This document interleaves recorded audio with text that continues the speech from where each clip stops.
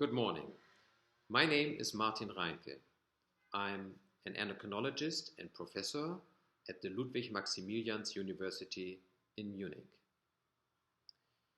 Today, I would like to draw your attention to a special issue of the European Journal of Endocrinology. This special issue is entirely dedicated to Cushing syndrome. Why? Well, as you know, Cushing syndrome is one of the very rare diseases, and it's very hard to diagnose, and it's also difficult to treat. At the same time, the patients are suffering a lot.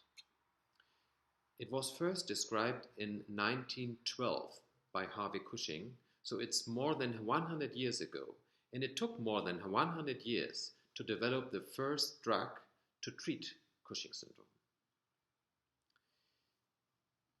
Not only we have now medication to treat Cushing syndrome, there has been also a major increase in understanding the pathophysiology of Cushing syndrome.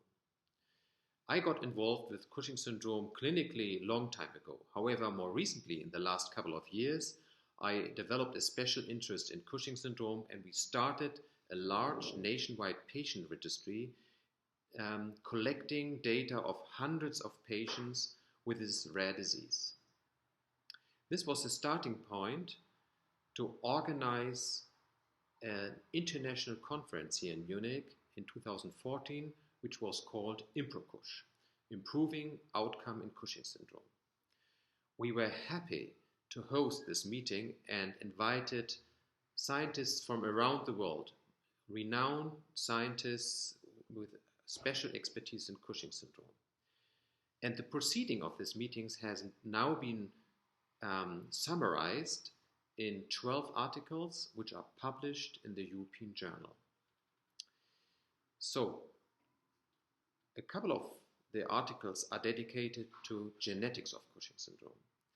And there has been in the last years major progress in understanding the genetic basis of inherited as well as sporadic Cushing syndrome.